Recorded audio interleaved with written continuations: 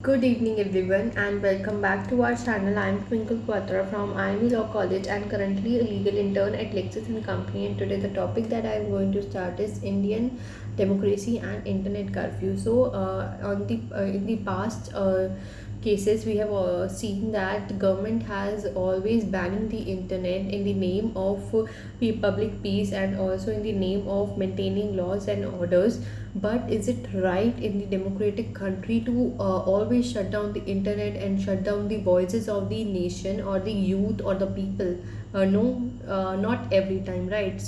Basically, I want to tell you that internet is a very important thing nowadays, and because of internet, people are coming close to each other. They are able to communicate. A child can study. They can get information from any corner of the world. People can get engaged uh, in among themselves through internet, and without internet the life of the people will get paused, as internet is a very important thing in today's life. It has make our life very simple and easy, and people who are using internet has seen the change in themselves, that earlier they don't know about the things or the information, but now because they have internet, they have all the information. They can search anything. If they don't know, they can get direction, they can get contacts, they can get anything through internet, right?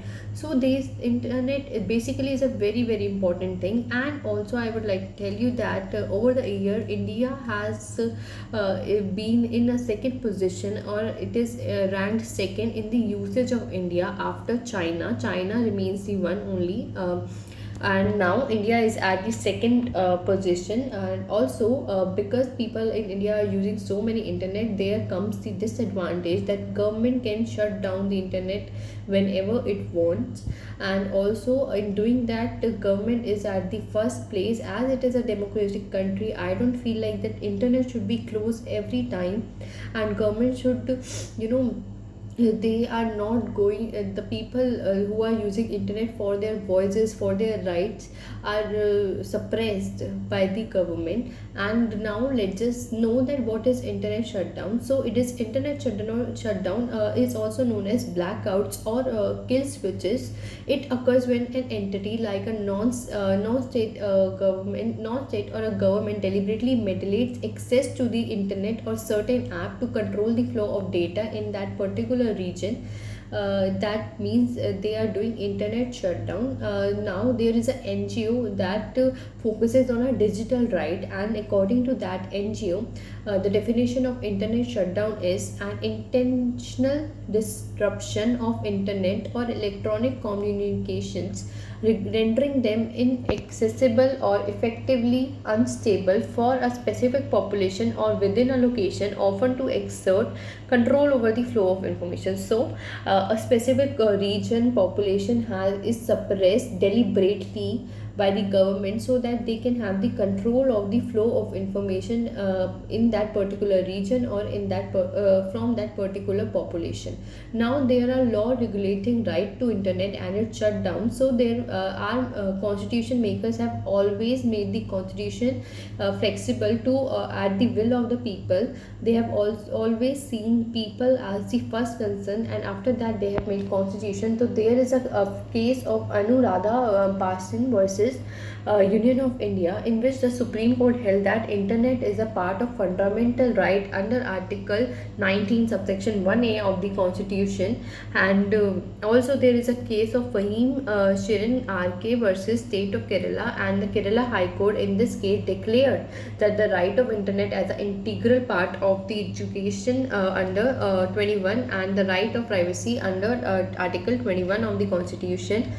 But yes, obviously these rights are not absolute and are subject to the security, public peace, and other exemption under Article 19, subsection 2. Government can take back these rights as well. But this is a fundamental right, I would like to tell you that. And also the magistrate is authorized to suppress freedom of speech and expression under section 144, that is of CRPC, in case of breach of public peace. And the court has contended a repetitive exercise of this power by the magistrate and held that the such orders will not be exempted by high courts and the doctrine of proportionality must be used before upholding such order. So court has always said that the reasonable causes should also be seen while giving these type of orders, that if you are going to shut down the internet, so these reasonable points should also be these seen. So there is a moderate dental college and research center. They have given 4 points. First is that there must be a reasonable goal, I have told you. Second, there must be a proper means of furthering this goal. And third is there must not be an equally effective option. And last is the measures must not have an out of proportion impact on the right holder. So these were the four things that are given a modern dental college. So also, if government or any magistrate is going to snatch the power that is a fundamental right of internet, using internet, then he should give reasonable reasons for that. They don't just can say I would like to or I wish, because there should be a reasonable reason for that. So that's it for today's video. I would love to know your opinion about internet curfew in this democratic world. You can comment me down below and we will discuss so many points. And also keep liking, keep sharing and subscribe to our channel. Thank you for watching.